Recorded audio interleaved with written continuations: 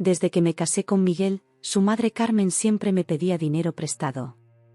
Al principio, por compasión, la ayudé comprando una casa modesta para ella en Valencia. Pero las peticiones no cesaron, eran siempre emergencias que nunca eran pagadas. Después de 2 años soportando esta situación, decidí cortar relaciones con ella, lo que generó un inmenso conflicto familiar. El día de mi boda con Miguel fue uno de los más felices de mi vida.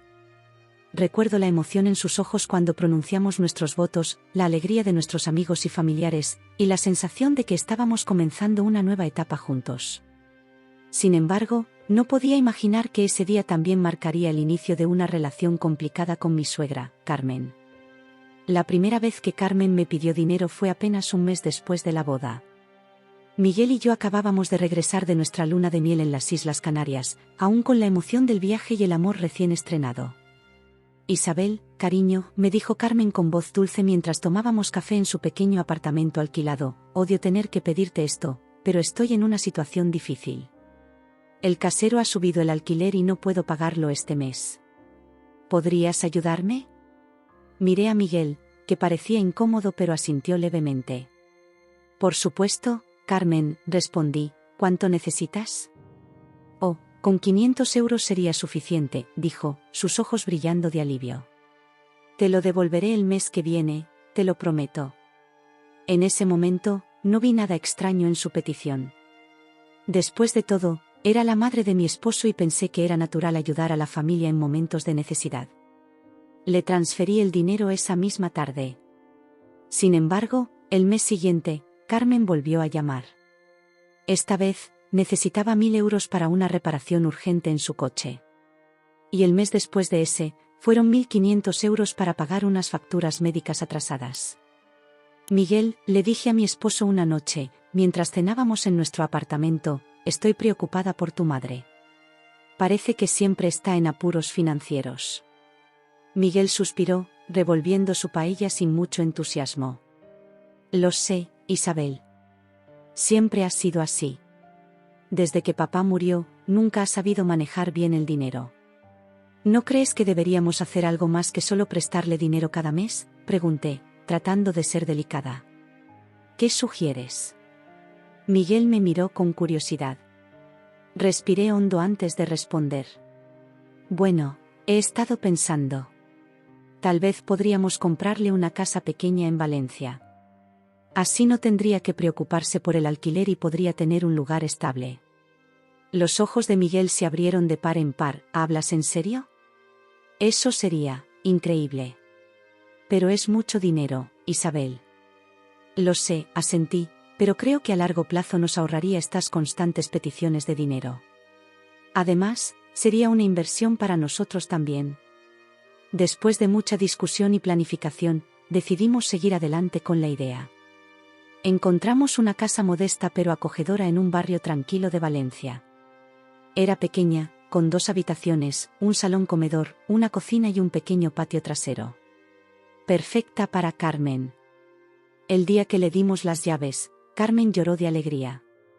Nos abrazó fuertemente y nos cubrió de besos y agradecimientos. Nunca podré agradecerles lo suficiente, dijo entre lágrimas. Son los mejores hijos que una madre podría desear. Por un momento, sentí una calidez en el pecho.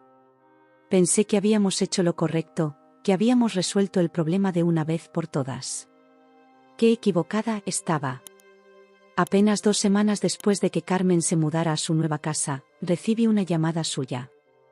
Isabel, querida, su voz sonaba temblorosa al otro lado de la línea, odio molestarte, pero tengo una emergencia. Sentí un nudo en el estómago. ¿Qué sucede, Carmen? El frigorífico se ha estropeado, explicó, y toda la comida se ha echado a perder. Necesito comprar uno nuevo urgentemente. ¿Podrías prestarme 800 euros? Cerré los ojos y conté hasta 10 antes de responder. Carmen, acabamos de comprarte una casa. ¿No tienes ahorros para estas situaciones? Lo sé, su voz se volvió suplicante, y estoy eternamente agradecida. Pero esto es una emergencia.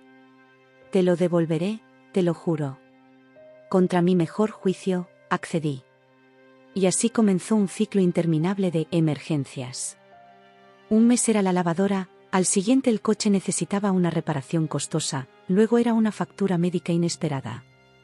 Cada vez que prestábamos dinero, Carmen prometía devolverlo, pero nunca lo hacía. Siempre había una excusa, que si el trabajo estaba mal, que si tenía que ayudar a un amigo, que si los precios habían subido inesperadamente. La tensión en mi matrimonio comenzó a crecer. Miguel y yo teníamos cada vez más discusiones sobre el tema. No podemos seguir así, le dije una noche, después de otra llamada de Carmen pidiendo dinero. Tu madre está abusando de nuestra generosidad. Miguel se pasó la mano por el pelo, frustrado. Lo sé, Isabel, pero, ¿qué quieres que haga? Es mi madre. Quiero que le pongas un límite, respondí, tratando de mantener la calma. Que le digas que no podemos seguir prestándole dinero cada vez que tiene un problema. No es tan fácil, murmuró Miguel. ¿No es tan fácil?, repetí, sintiendo cómo la ira crecía dentro de mí.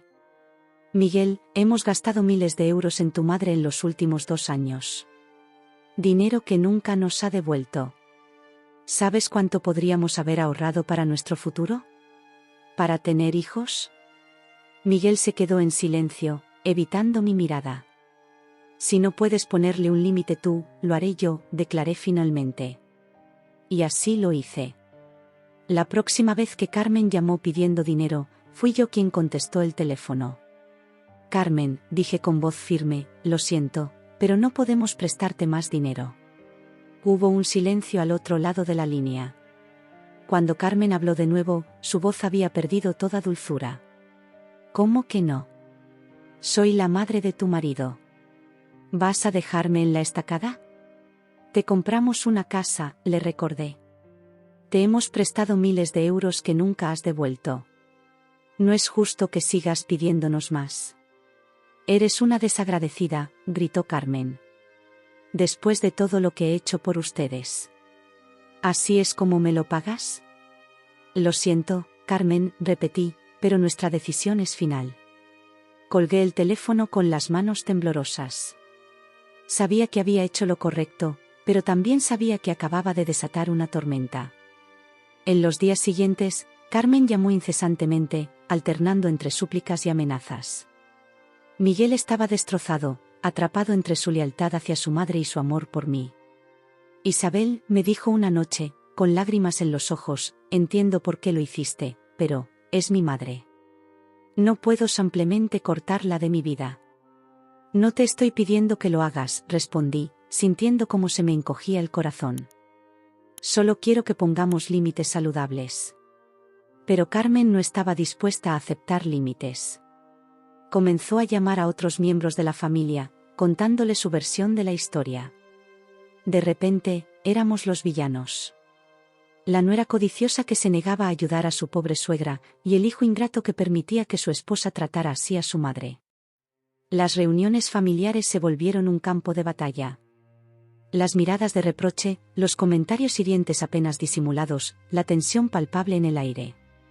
Miguel y yo nos encontrábamos cada vez más aislados. Fue en la cena de Navidad cuando todo explotó. Carmen, alentada por el vino y el apoyo de la familia, decidió enfrentarme directamente. Isabel, dijo en voz alta, asegurándose de que todos en la mesa pudieran oírla, ¿por qué me odias tanto? ¿Qué te he hecho para que me trates así? Sentí todas las miradas sobre mí. Miguel me apretó la mano bajo la mesa, pero pude ver el conflicto en sus ojos. No te odio, Carmen, respondí, tratando de mantener la calma. Pero no puedo seguir permitiendo que abuses de nuestra generosidad. ¿Abusar? Carmen soltó una risa amarga. ¿Llamas abusar a pedir ayuda a mi propia familia? ¿Qué clase de persona eres? Una persona que ha gastado miles de euros ayudándote, contesté, sintiendo como mi voz se elevaba. Una persona que te compró una casa. Una persona que ha sido paciente y comprensiva durante 2 años, pero que ya no puede más. El silencio cayó sobre la mesa. Podía sentir la desaprobación de la familia, sus juicios silenciosos. Si eso es lo que piensas, dijo Carmen finalmente, con voz temblorosa, quizás sea mejor que te vayas. Me levanté de la mesa, las piernas temblando. Tienes razón. Es mejor que me vaya. Miré a Miguel, esperando que se levantara conmigo, que me apoyara. Pero se quedó sentado, paralizado por el conflicto. Esa noche, mientras conducía de vuelta a casa sola, tomé una decisión. No podía seguir así. No podía seguir siendo el chivo expiatorio de Carmen, la villana en su narrativa. No podía seguir viendo cómo mi matrimonio se desmoronaba bajo el peso de las expectativas injustas y las manipulaciones de mi suegra. Al día siguiente, le dije a Miguel que necesitaba un tiempo para mí. Que iba a ir a pasar unos días a casa de mi hermana. Vi el miedo en sus ojos, el reconocimiento de que esto podría ser el principio del fin. Te amo, Miguel, le dije mientras hacía mi maleta, pero no puedo seguir viviendo así. Necesito que elijas. O ponemos límites claros con tu madre, o... Dejé la frase en el aire, sin atreverme a terminarla. Miguel asintió, con lágrimas en los ojos. Lo entiendo, dijo en voz baja. Te prometo que hablaré con ella. Que arreglaré esto. Quería creerle. Realmente quería. Pero mientras cerraba la puerta de nuestra casa, sentí que también estaba cerrando un capítulo de mi vida. La Isabel que había sido tan ingenua, tan dispuesta a complacer, tan temerosa de causar conflictos, se quedaba atrás. En su lugar, emergía una nueva Isabel. Una que estaba dispuesta a poner límites, a defender lo que era justo, incluso si eso significaba enfrentarse a la desaprobación de los demás. Una Isabel que ya no toleraría el abuso emocional y financiero, sin importar de quién viniera. Mientras conducía hacia la casa de mi hermana, con el corazón pesado pero la determinación firme, me di cuenta de que este no era el final que había imaginado para mi matrimonio. Pero tal vez, solo tal vez, podría ser el comienzo de algo nuevo. Algo más fuerte, más saludable, más auténtico. Solo el tiempo lo diría. Durante una visita a la bodega de la familia en Rioja, Miguel insistió en que fuéramos en tren hasta la estación rural de Haro, donde su familia nos recogería. Cuando llegamos, noté las miradas cruzadas entre mi marido, mi suegra Carmen y mi cuñada Lucía. Entraron rápidamente en el coche y, antes de que pudiera reaccionar, arrancaron, dejándome sola en la estación. El viaje en tren desde Madrid hasta Haro había sido largo y agotador. Mientras el paisaje cambiaba gradualmente de la aridez castellana a los verdes viñedos de La Rioja, no podía dejar de pensar en lo mucho que había cambiado mi vida en los últimos meses. La tensión con Carmen seguía siendo palpable, a pesar de los esfuerzos de Miguel por mediar entre nosotras. ¿Estás seguro de que es buena idea ir a la bodega este fin de semana?, le había preguntado a Miguel mientras hacíamos las maletas en nuestro apartamento de Madrid. Miguel suspiró, doblando cuidadosamente una camisa. Isabel, es el cumpleaños de mi padre. ¿Sabes lo importante que es para la familia reunirse en la bodega para recordarlo? Asentí en silencio. El padre de Miguel había fallecido hace años, pero su presencia aún se sentía fuertemente en la familia, especialmente en la bodega que había sido su pasión. Además, continuó Miguel con una sonrisa esperanzada, quizás este viaje sea una oportunidad para que tú y mi madre hagan las paces. Quería creerle. Quería pensar que este fin de semana podría ser un nuevo comienzo, una oportunidad para sanar las heridas del pasado. Pero una parte de mí, la parte que había aprendido a ser cautelosa después de años de manipulación, me advertía que estuviera preparada para lo peor. El tren se detuvo con un chirrido en la pequeña estación de Haro. Era una estructura modesta, con un andén solitario y un edificio de ladrillo rojo que parecía sacado de otra época. Vamos, dijo Miguel, tomando nuestras maletas. Mi madre y Lucía deberían estar esperándonos. Salimos al andén, el aire fresco de La Rioja llenando mis pulmones. A lo lejos, pude ver las colinas cubiertas de viñedos, las uvas madurando bajo el sol de finales de verano. En cualquier otra circunstancia, habría sido una vista hermosa y reconfortante. Pero en ese momento, solo sentía una creciente ansiedad en la boca del estómago. Y entonces los vi. Carmen y Lucía estaban de pie junto a un coche familiar, sus expresiones ilegibles a la distancia. Miguel agitó la mano, saludándolas, y comenzamos a caminar hacia ellas. A medida que nos acercábamos, pude ver con más claridad sus rostros. Carmen tenía esa sonrisa tensa que había llegado a conocer tan bien, la que usaba cuando estaba a punto de decir algo desagradable pero quería parecer amable. Lucía, por otro lado, parecía incómoda, evitando mi mirada. Miguel, cariño, dijo Carmen, abrazando a su hijo. Qué bueno verte. Luego se volvió hacia mí, su sonrisa volviéndose aún más forzada. Isabel, dijo simplemente, sin hacer ningún movimiento para saludarme. Hola, Carmen, respondí, tratando de mantener un tono neutral. Lucía, añadí, asintiendo hacia mi cuñada. Hubo un momento de silencio incómodo, roto solo por el sonido distante de un tren partiendo. Bueno, dijo finalmente Miguel, claramente tratando de aligerar el ambiente, ¿nos vamos? Tengo ganas de ver la bodega. Carmen asintió. Sí, claro. Lucía, ayuda a tu hermano con las maletas. Mientras Miguel y Lucía cargaban el equipaje en el maletero, noté que Carmen miraba su reloj con impaciencia. Había algo en su comportamiento que me ponía en alerta, pero no podía identificar exactamente qué era. ¿Todo bien, Carmen?, pregunté, intentando ser amable. Ella me miró, sus ojos brillando con algo que parecía ¿anticipación? Oh, sí, todo perfecto, respondió con una sonrisa que no llegó a sus ojos. Miguel cerró el maletero y se dirigió hacia la puerta del conductor. Listo, dijo. Vamos. Fue entonces cuando todo sucedió tan rápido que apenas tuve tiempo de reaccionar. Carmen se deslizó en el asiento del copiloto, mientras Lucía saltaba al asiento trasero. Miguel, en lugar de esperar a que yo entrara, cerró su puerta. «Miguel», dije, confundida. «¿Qué?». Pero antes de que pudiera terminar la frase, el motor rugió a la vida. Vi los ojos de Miguel en el espejo retrovisor, una mezcla de culpa y determinación en ellos. «Lo siento», Isabel murmuró, apenas audible sobre el ruido del motor. Y entonces, ante mis ojos incrédulos, el coche arrancó, dejándome sola en la estación. Por un momento, me quedé allí, paralizada por la sorpresa y la incredulidad. ¿Realmente acababa de suceder esto? Mi marido, mi propia familia, ¿me habían abandonado en una estación de tren en medio de nowhere? «Miguel», grité, aunque sabía que era inútil. El coche ya era un punto distante en la carretera. Las lágrimas comenzaron a nublar mi visión, una mezcla de rabia, dolor y humillación amenazando con abrumarme. Pero me negué a dejarlas caer. No les daría esa satisfacción, incluso si no estaban allí para verlo. Me senté en un banco cercano, tratando de procesar lo que acababa de ocurrir y decidir qué hacer a continuación. La estación estaba prácticamente desierta, solo un anciano empleado dormitaba en la taquilla. Saqué mi teléfono, mis manos temblando ligeramente. ¿Debería llamar a Miguel? ¿Exigir una explicación? ¿Suplicar que volvieran a buscarme?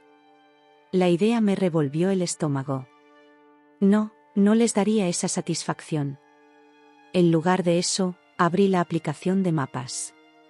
La bodega de la familia estaba a unos 20 kilómetros de distancia. A pie, me tomaría unas 5 horas llegar allí. 5 horas bajo el sol abrasador de La Rioja, por carreteras secundarias y entre viñedos. Por un momento, consideré simplemente tomar el próximo tren de vuelta a Madrid, olvidarme de todo esto y empezar los trámites de divorcio en cuanto llegara. Pero algo dentro de mí se rebeló contra esa idea. No, no huiría. No les daría el placer de pensar que me habían derrotado. Con determinación, me levanté del banco. Me acerqué al empleado de la estación, que se despertó sobresaltado cuando me vio. «Disculpe», dije, tratando de mantener la calma en mi voz. ¿Hay algún taxi o servicio de transporte que pueda llevarme a las bodegas de la zona? El hombre me miró con simpatía. «Lo siento, señora. El único taxi del pueblo está fuera de servicio hoy. Y el próximo autobús no pasa hasta mañana». Asentí, agradeciendo su información aunque no fuera lo que quería oír. Volví a mis opciones originales, esperar un tren de vuelta a Madrid o caminar. Miré el camino que serpenteaba entre los viñedos, perdiéndose en el horizonte. 5 horas. 5 horas para pensar, para planear, para decidir qué haría cuando finalmente llegara a la bodega. con un suspiro profundo, ajusté mi bolso al hombro y comencé a caminar. El sol de la tarde caía implacable sobre mí, pero cada paso que daba me llenaba de una determinación feroz. Iban a escucharme, todos ellos. Miguel, Carmen, Lucía. Iban a entender que no podían tratarme así y salirse con la suya. Las primeras 2 horas de caminata fueron las más difíciles. El calor era sofocante, y el peso de la traición que acababa de sufrir hacía que cada paso fuera una lucha.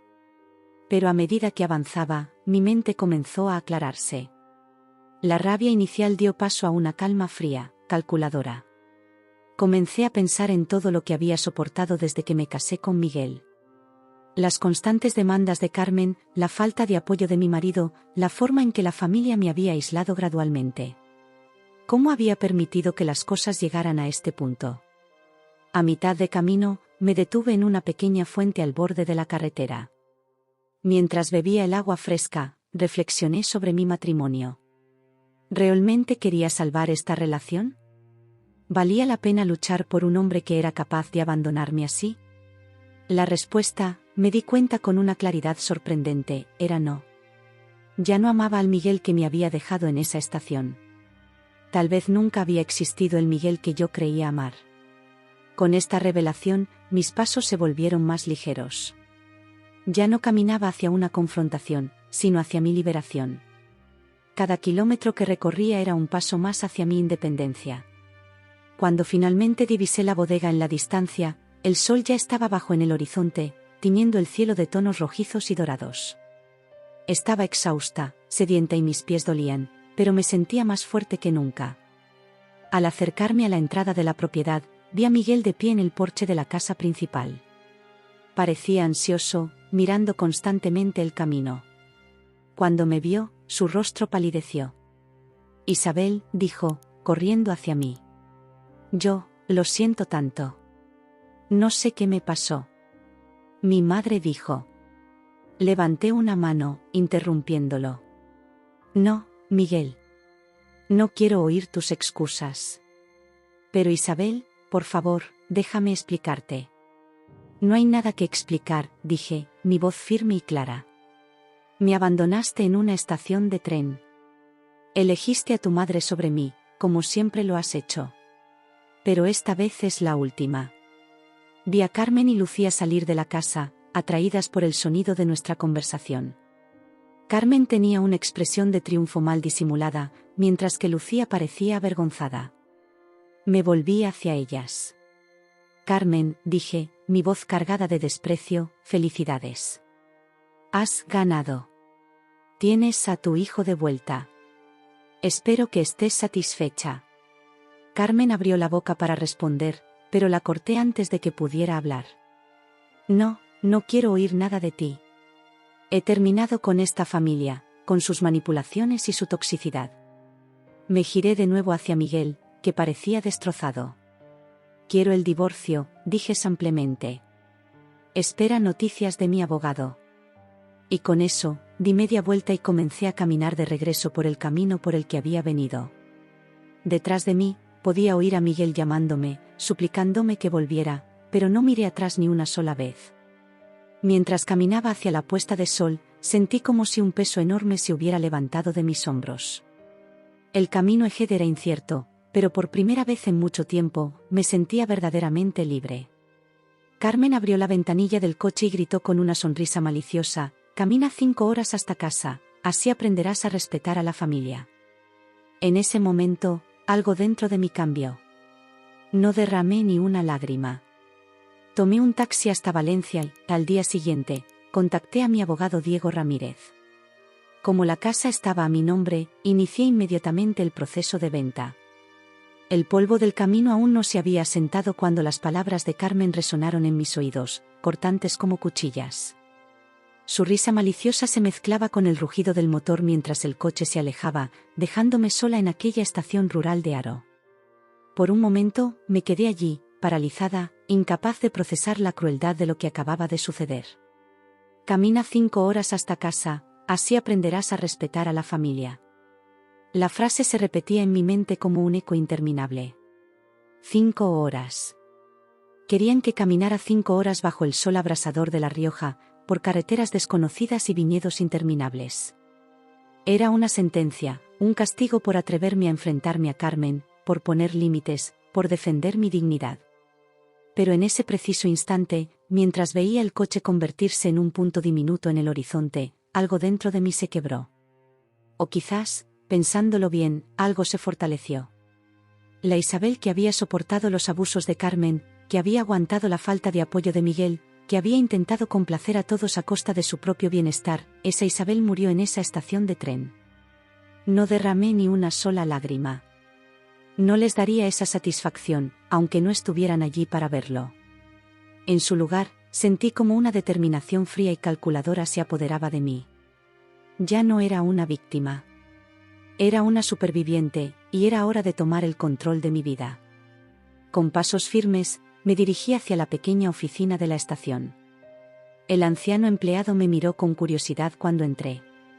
Disculpe, dije, manteniendo mi voz firme y controlada. Necesito un taxi urgentemente. ¿Puede llamar a uno por mí? El hombre parpadeó, sorprendido. Lo siento, señora. El único taxi del pueblo está fuera de servicio hoy.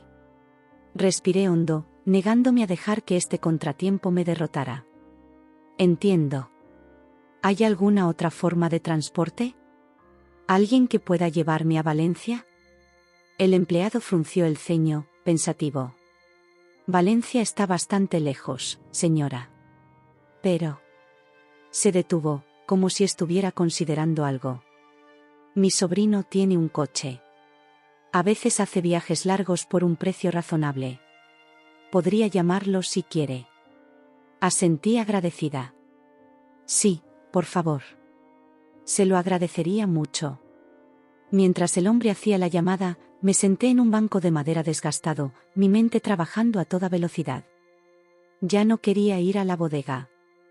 No quería ver a Miguel, ni a Carmen, ni a nadie de esa familia que me había traicionado tan cruelmente.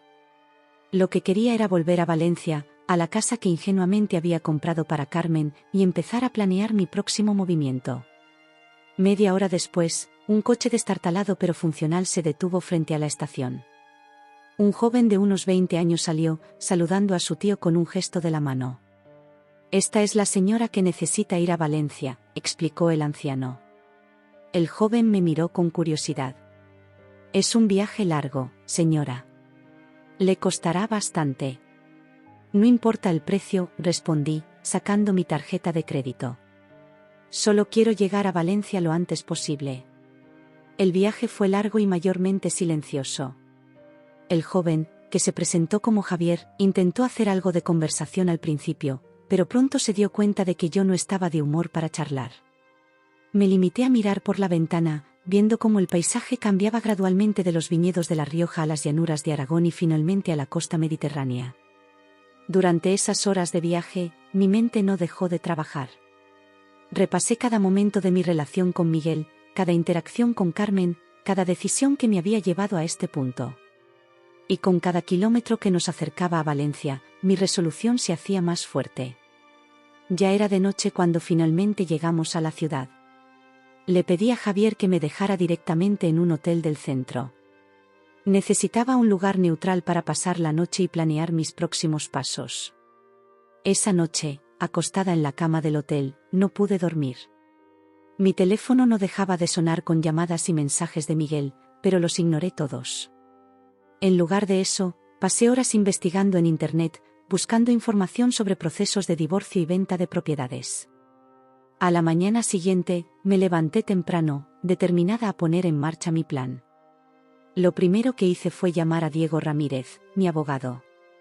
Diego había sido mi amigo desde la universidad y, aunque nunca había necesitado sus servicios legales antes, sabía que podía confiar en él. ¿Isabel? La voz de Diego sonaba preocupada al otro lado de la línea. ¿Está todo bien? Es muy temprano. Diego, dije, mi voz firme a pesar del nudo en mi garganta. Necesito tu ayuda. Quiero divorciarme de Miguel y vender la casa de Carmen. Hubo un momento de silencio en la línea. Isabel, ¿qué ha pasado? La última vez que hablamos, parecía que las cosas iban mejor con tu familia política. Le conté todo. El incidente en la estación de tren, las palabras crueles de Carmen, la traición de Miguel. Diego escuchó en silencio, interrumpiendo solo para hacer alguna pregunta ocasional. Entiendo, dijo finalmente cuando terminé mi relato. Isabel, lo que te han hecho es horrible. Tienes todo el derecho a querer divorciarte y vender esa casa. Pero necesito que estés segura. Estas son decisiones importantes que cambiarán tu vida. Estoy segura, Diego, respondí sin dudar. Nunca he estado más segura de algo en mi vida. Bien, dijo Diego, y pude oír el sonido de papeles siendo movidos al otro lado de la línea. En ese caso, empecemos. Primero, el divorcio. Dado que Miguel te abandonó en esa estación, tenemos bases sólidas para un divorcio por culpa. Eso podría darte una ventaja en la división de bienes. Asentí, aunque sabía que Diego no podía verme. ¿Y la casa? La casa es más complicada, admitió Diego. Aunque está a tu nombre, el hecho de que se la dieras a Carmen podría considerarse una donación. Pero no te preocupes, trabajaremos en eso. Lo importante ahora es que no hables con Miguel ni con nadie de su familia sin mi presencia. ¿Entendido? Entendido, confirmé. Pasamos la siguiente hora discutiendo detalles legales y planificando nuestros próximos pasos. Cuando finalmente colgué el teléfono, me sentí más fuerte y más decidida que nunca.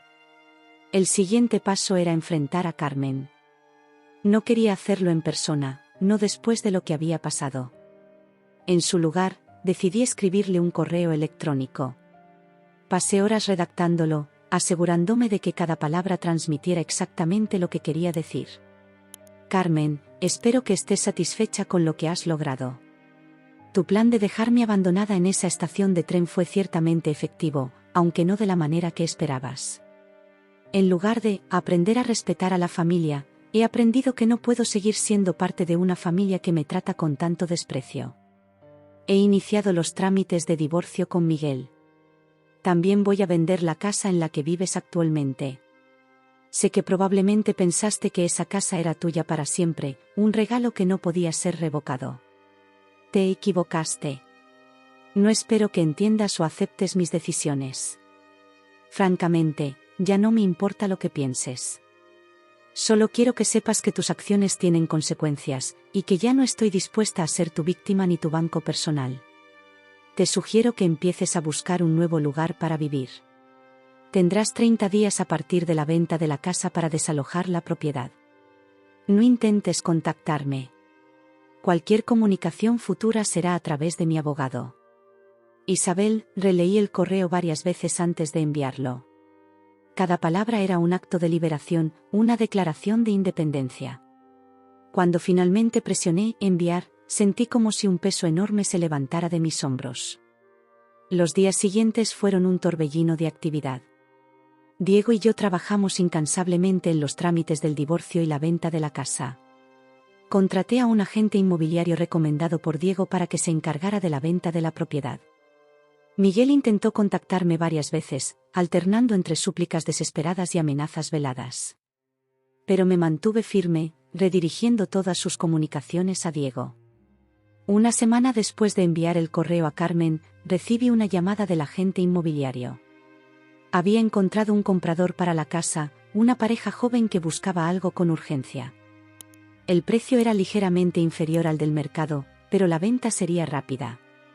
Es una buena oferta, Isabel, me dijo el agente. Considerando la situación, te recomiendo que la aceptes. Pensé en Carmen, en cómo reaccionaría cuando se enterara de que la casa realmente se había vendido. Por un momento, sentí una punzada de culpa. Pero luego recordé sus palabras crueles, su risa maliciosa mientras me dejaban abandonada en esa estación. Acepto la oferta, dije sin vacilar. 3 días después, firmé los papeles de venta. Era oficial, la casa ya no era mía, y pronto Carmen tendría que buscar un nuevo lugar para vivir. Esa noche, sentada en mi habitación de hotel, miré por la ventana hacia las luces de Valencia. Me sentía extrañamente en paz. Sabía que el camino a Ejd no sería fácil. El proceso de divorcio apenas estaba comenzando, y estaba segura de que Carmen y Miguel no se rendirían sin pelear. Pero por primera vez en mucho tiempo, sentía que tenía el control de mi vida. Ya no era la nuera complaciente, la esposa sumisa, la víctima de las manipulaciones de Carmen. Era Isabel, fuerte, independiente y decidida a forjar su propio camino. Mientras el sol se ponía sobre Valencia, cerré los ojos y sonreí. El futuro era incierto, pero estaba lista para enfrentarlo. Ya no caminaría 5 horas bajo el sol abrasador para complacer a nadie. Ahora, cada paso que daba era hacia mi propia libertad y felicidad. En 3 días, vendí la casa por un precio por debajo del mercado a una pareja que buscaba algo con urgencia. Me mudé a Barcelona sin avisar a nadie, bloqueé todos los contactos de la familia e inicié el proceso de divorcio. Miguel intentó llamarme desde varios números, pero yo estaba decidida. La firma de los papeles de venta de la casa fue un momento agridulce. Por un lado, sentí un profundo alivio al deshacerme de esa propiedad que se había convertido en un símbolo de mi relación tóxica con Carmen. Por otro lado, no pude evitar sentir una punzada de tristeza al pensar en cómo habían cambiado las cosas desde que, ingenuamente, compré esa casa con la esperanza de ayudar a mi suegra. La pareja que compró la casa, Ana y Carlos, parecían encantadores. Estaban esperando su primer hijo y buscaban desesperadamente un hogar para establecerse antes del nacimiento. No saben cuánto significa esto para nosotros, dijo Ana, con lágrimas en los ojos mientras firmábamos los papeles. Hemos estado buscando durante meses. Por un momento, me sentí tentada de contarles la historia detrás de la casa, de advertirles sobre Carmen y la posibilidad de que causara problemas. Pero me contuve. Esta era su nueva vida, su nuevo comienzo. No tenía derecho a empañarlo con mis problemas. Espero que sean muy felices aquí, dije simplemente, entregándoles las llaves. Salí de la oficina del notario sintiéndome más ligera, como si hubiera dejado atrás una parte de mi pasado. Pero sabía que esto era solo el principio. Todavía quedaba mucho por hacer. Mi siguiente paso fue planear mi mudanza a Barcelona. ¿Por qué Barcelona? Bueno, siempre había sido una ciudad que me fascinaba. Su arquitectura, su energía, su ambiente cosmopolita, todo ello me atraía. Además, estaba lo suficientemente lejos de Valencia como para darme el espacio que necesitaba, pero lo suficientemente cerca como para que pudiera manejar los asuntos legales pendientes sin demasiados inconvenientes. No le dije a nadie sobre mis planes. Ni a Miguel, ni a su familia, ni siquiera a mis propios padres.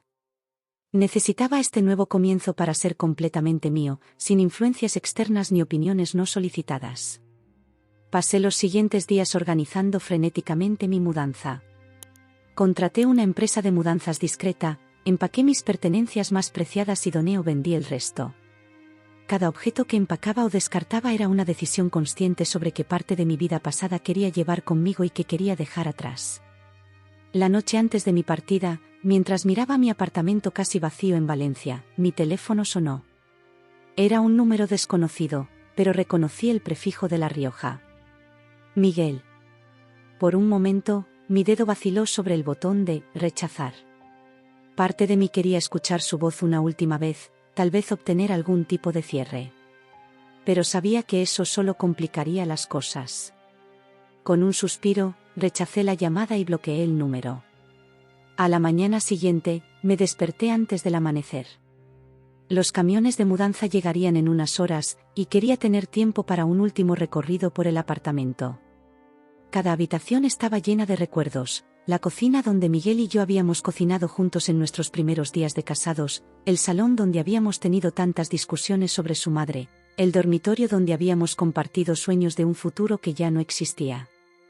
Cuando los camiones de mudanza llegaron, me sentí extrañamente desconectada, como si estuviera viendo a otra persona dirigir a los trabajadores y supervisar la carga de las cajas.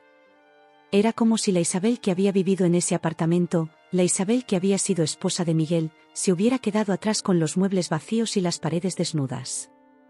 El viaje a Barcelona fue surrealista. Conduje mi coche cargado con las pocas cosas que no había confiado a los camiones de mudanza, siguiendo la costa mediterránea. El mar brillaba a mi izquierda, un recordatorio constante de las nuevas posibilidades que me esperaban. Llegué a Barcelona a media tarde.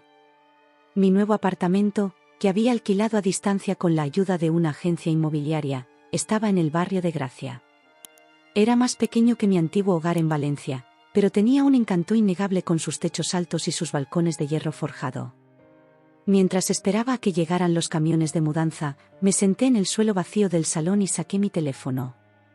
Era hora de cortar los últimos lazos. Uno por uno, bloqueé todos los números de la familia de Miguel, su madre, Carmen, su hermana Lucía, sus tíos y primos. Cada nombre tachado de mi lista de contactos era como un pequeño acto de liberación.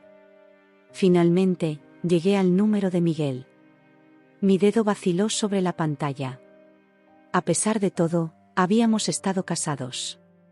Habíamos compartido una vida. ¿Realmente podía borrarlo así, con un simple toque en la pantalla? Entonces recordé la estación de tren en Haro, el polvo del camino mientras el coche se alejaba, la risa cruel de Carmen. Recordé todas las veces que Miguel había elegido a su madre sobre mí, todas las veces que había fallado en defenderme. Con un suspiro profundo, presioné bloquear. Los días siguientes fueron un torbellino de actividad. Desempacar, organizar mi nuevo hogar, explorar mi nuevo barrio. Cada decisión, desde dónde colocar los muebles hasta qué cafetería frecuentar, se sentía como una afirmación de mi nueva independencia. Sin embargo, a pesar de mis esfuerzos por comenzar de nuevo, el pasado se negaba a quedarse atrás por completo. Miguel, parece, no estaba dispuesto a aceptar mi silencio tan fácilmente. Comenzó con llamadas desde números desconocidos. Al principio, las ignoré, pero pronto se hicieron tan frecuentes que tuve que empezar a bloquear cada nuevo número que aparecía. Luego vinieron los correos electrónicos. Decenas de ellos, llegando a todas horas del día y de la noche. Los títulos variaban desde súplicas desesperadas, por favor, Isabel, hablemos, hasta amenazas apenas veladas, no puedes hacer esto, tengo derechos. Cada correo que eliminaba, cada llamada que bloqueaba, me hacía sentir más fuerte. Estaba protegiendo mi paz, mi nuevo comienzo. No iba a permitir que el pasado me arrastrara de vuelta. Una semana después de mi mudanza, recibí una llamada de Diego, mi abogado. Isabel, dijo, su voz seria, Miguel ha contratado a un abogado. Están impugnando la venta de la casa. Sentí como si me hubieran dado un puñetazo en el estómago. Pero, ¿pueden hacer eso? La casa estaba a mi nombre. Técnicamente, la casa era un bien ganancial, explicó Diego. Miguel argumenta que no tenías derecho a venderla sin su consentimiento. Además, están alegando que la venta fue a un precio injustamente bajo. Cerré los ojos, tratando de controlar mi respiración. ¿Qué significa esto, Diego? Significa que tenemos una batalla legal por delante, respondió. Pero no te preocupes, Isabel. Tenemos un caso sólido. La casa estaba a tu nombre, y puedo argumentar que la venta fue necesaria debido al comportamiento abusivo de Carmen y el abandono de Miguel. Después de colgar con Diego, me quedé mirando por la ventana de mi nuevo apartamento. La vista de las calles de Gracia, llenas de vida y color, contrastaba fuertemente con la tormenta emocional que se agitaba dentro de mí. Por un momento, me permití imaginar qué pasaría si Miguel ganaba, si la venta de la casa se revertía. ¿Tendría que volver a Valencia? ¿Tendría que enfrentarme a Carmen de nuevo? Pero entonces, recordé por qué había tomado estas decisiones en primer lugar. Recordé la fuerza que había encontrado en mí misma, la determinación que me había llevado hasta aquí. No iba a retroceder. No iba a permitir que el miedo o la duda me hicieran cuestionar mis decisiones. Había elegido este nuevo camino, y lo seguiría hasta el final. Con renovada determinación, saqué mi laptop y comencé a escribir un correo a Diego, detallando todo lo que recordaba sobre la compra original de la casa, cada interacción con Carmen, cada momento en que Miguel había fallado en apoyarme. Si íbamos a tener una batalla legal, me aseguraría de que estuviéramos completamente preparados. Los días se convirtieron en semanas, y las semanas en meses. Poco a poco, comencé a establecer una nueva rutina en Barcelona. Encontré un trabajo como traductora freelance, lo que me permitía trabajar desde casa y manejar mis propios horarios. Comencé a hacer yoga en un estudio cercano, encontrando en la práctica una paz que tanto necesitaba. Hice nuevos amigos, personas que no sabían nada de mi pasado, que me conocían solo como Isabel, la traductora de Barcelona, no como la exesposa de Miguel o la nuera problemática de Carmen. Sin embargo, a pesar de mis esfuerzos por seguir adelante, el proceso de divorcio seguía siendo una sombra constante en mi vida. Cada semana traía una nueva complicación legal, una nueva demanda de Miguel o su abogado. Una tarde, mientras tomaba un café en mi balcón, mi teléfono sonó. Era un número desconocido, pero algo en mí me dijo que debía contestar. «Hola», dije con cautela. «Isabel». La voz de Miguel sonaba cansada, derrotada. «Por favor, no cuelgues». Mi primer instinto fue colgar, bloquear este nuevo número y volver a mi café. Pero algo me detuvo. Quizás fue la fatiga en su voz, tan diferente de las súplicas y amenazas anteriores. «¿Qué quieres, Miguel?», pregunté, manteniendo mi voz firme. Hubo una pausa al otro lado de la línea. Quiero disculparme», dijo finalmente. «Por todo. Por dejarte en esa estación, por no defenderte de mi madre, por todo». Sentí un nudo en la garganta. Eran las palabras que había querido escuchar durante tanto tiempo.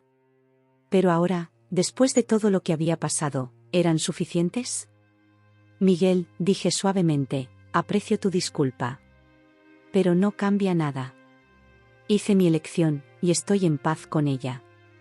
«Lo sé», respondió, su voz quebrándose ligeramente.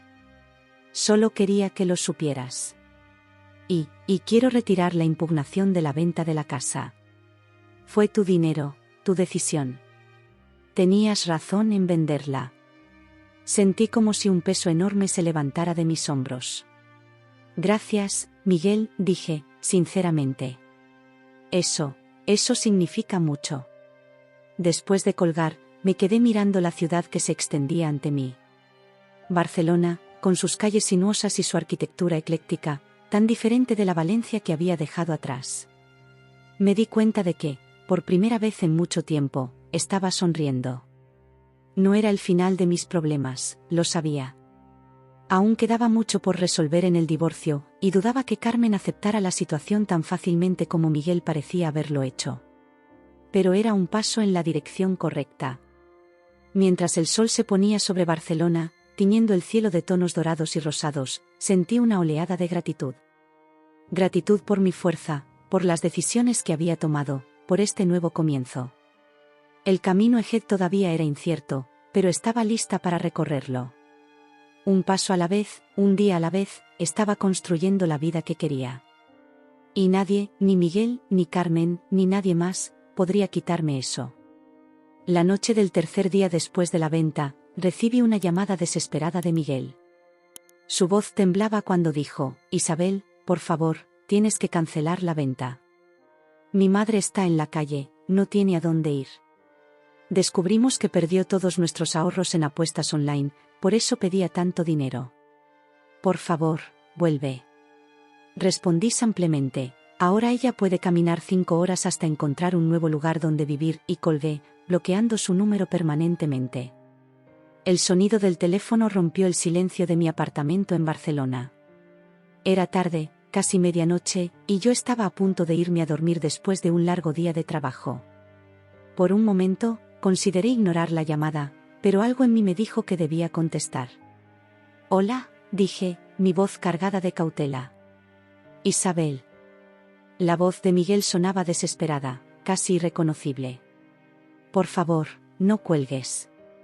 Te lo suplico». Mi primer instinto fue colgar inmediatamente.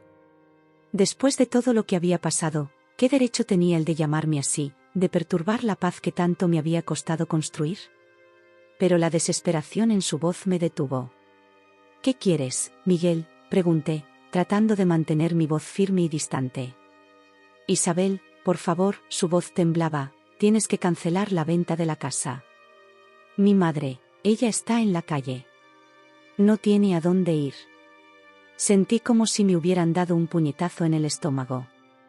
Carmen, la mujer que me había hecho la vida imposible durante años, la que me había abandonado en una estación de tren, ¿ahora estaba en la calle? Por un momento, una parte de mí se regocijó en una especie de justicia poética. Pero rápidamente reprimí ese sentimiento. Miguel, dije lentamente, la venta ya está hecha. No se puede cancelar. Pero debe haber algo que podamos hacer, insistió Miguel, su voz quebrándose. Isabel, descubrimos por qué mi madre siempre pedía dinero. Ella perdió todos nuestros ahorros en apuestas online. La revelación me golpeó como una ola fría. De repente, muchas cosas empezaron a tener sentido. Las constantes emergencias, las promesas de devolver el dinero que nunca se cumplían, la desesperación cada vez mayor en sus pedidos. ¿Apuestas online?, repetí, incrédula. Sí, confirmó Miguel. Al parecer, ha estado luchando contra una adicción al juego durante años. Nunca nos dimos cuenta. Siempre tuvo excusas, siempre pensamos que eran solo problemas financieros normales. Me quedé en silencio por un momento, tratando de procesar esta nueva información. ¿Cambiaba esto algo?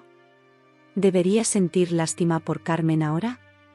Isabel, la voz de Miguel me sacó de mis pensamientos, sé que te hemos hecho mucho daño. Yo lo siento tanto. Por todo. Por no defenderte, por dejar que mi madre te tratara así, por abandonarte en esa estación. Fui un cobarde y un idiota. Pero por favor, te lo ruego, ayúdanos. Mi madre necesita ayuda. Cerré los ojos, sintiendo un torbellino de emociones.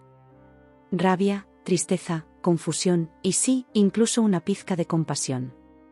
Pero entonces, como un relámpago, recordé las palabras de Carmen en esa fatídica tarde en la estación de Haro. Ahora ella puede caminar 5 horas hasta encontrar un nuevo lugar donde vivir, dije, sorprendida por la frialdad en mi propia voz. ¿Qué? Isabel, por favor, no puedes hablar en serio, suplicó Miguel. Lo siento, Miguel, respondí, sintiendo una extraña mezcla de determinación y tristeza. Pero ya no es mi problema. Ni tuyo tampoco, si eres inteligente. Y con eso, colgué el teléfono y bloqueé su número permanentemente. Me quedé sentada en la oscuridad de mi apartamento durante lo que parecieron horas, reflexionando sobre la conversación. Una parte de mí se sentía culpable por mi falta de compasión. ¿No debería haber sido más comprensiva ahora que sabía la verdad sobre la adicción de Carmen? Pero otra parte de mí, la parte que había sufrido años de manipulación y abuso emocional, se mantuvo firme.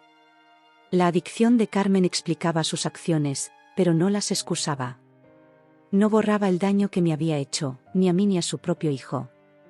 Esa noche apenas dormí. Me revolví en la cama, atormentada por sueños inquietos en los que veía a Carmen vagando por las calles de Valencia, sola y desesperada.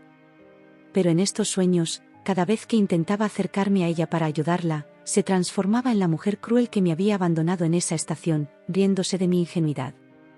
A la mañana siguiente, me levanté temprano, sintiéndome agotada pero extrañamente en paz.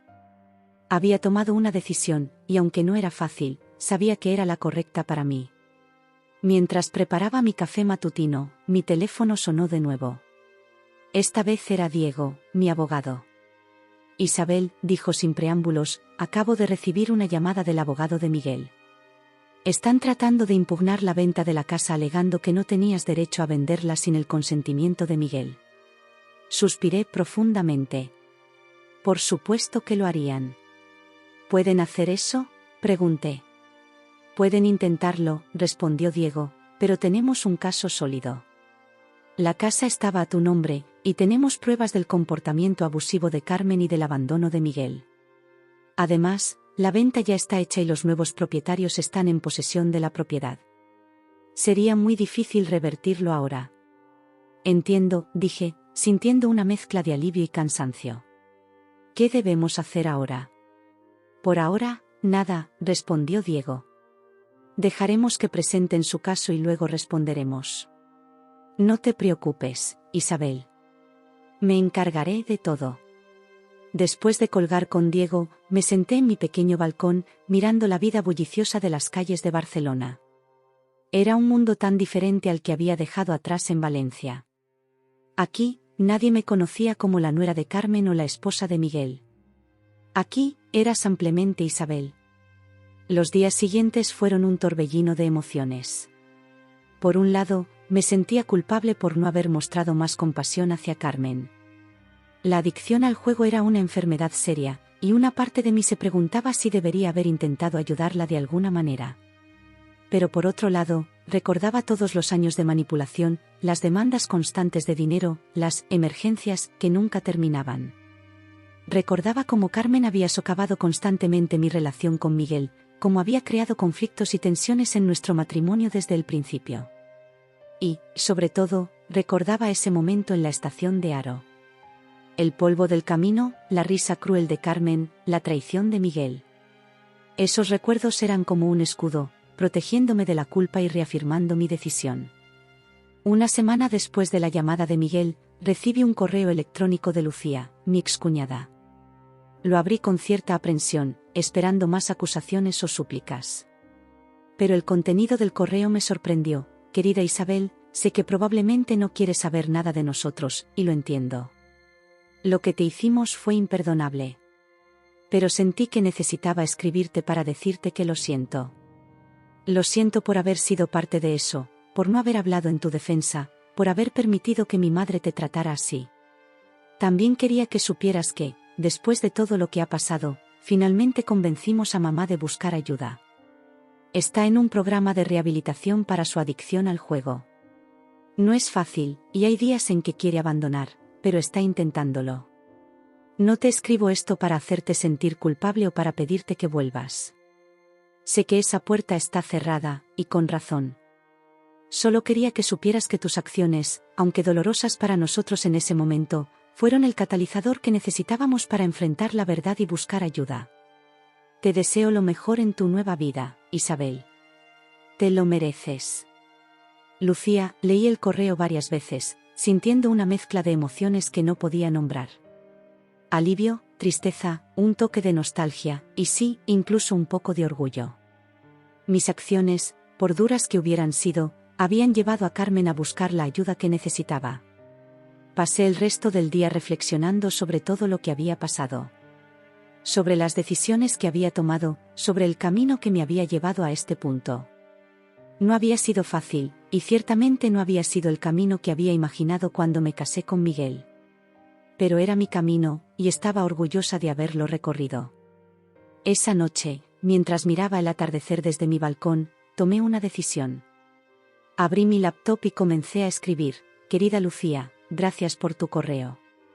Significa mucho para mí saber que entiendes por qué tuve que hacer lo que hice. No fue fácil, y ha habido momentos en los que he dudado de mis decisiones. Pero sé que era lo que necesitaba hacer por mi propio bienestar. Me alegra saber que Carmen está buscando ayuda. La adicción es una enfermedad terrible, y espero sinceramente que pueda recuperarse. Sin embargo, también espero que entiendas que no puedo ser parte de ese proceso. He cerrado ese capítulo de mi vida y necesito mantenerlo así. Te deseo lo mejor a ti y a tu familia.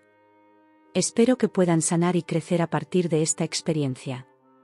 Isabel, envié el correo sintiéndome en paz. No era un perdón, no era una reconciliación, pero era un cierre. Un reconocimiento de lo que habíamos vivido y una aceptación de que nuestros caminos ahora iban en direcciones diferentes. Los meses siguientes trajeron sus propios desafíos. El proceso de divorcio continuó, con sus altibajos legales y emocionales. Hubo días en que dudé de mí misma, en que me pregunté si había sido demasiado dura, demasiado inflexible.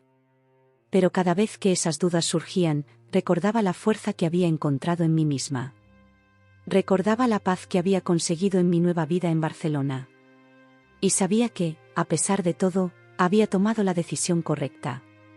Una tarde, casi 6 meses después de la venta de la casa, recibí una notificación de que el proceso de divorcio finalmente había concluido. Era oficial, ya no era la esposa de Miguel. Era solo Isabel, libre de empezar de nuevo. Esa noche, parada en mi balcón, mirando las luces de Barcelona, sentí una profunda sensación de gratitud. Gratitud por la fuerza que había encontrado en mí misma, por las lecciones que había aprendido, incluso por las dificultades que me habían llevado a este punto. El camino no había sido fácil, y sabía que aún quedaban desafíos por delante. pero estaba lista para enfrentarlos. Ya no era la mujer que caminaba 5 horas para complacer a otros. Ahora, cada paso que daba era en mi propio camino, hacia mi propio futuro. Y mientras la noche caía sobre Barcelona, sonreí. El futuro era incierto, pero por primera vez en mucho tiempo, estaba emocionada por descubrir qué me deparaba.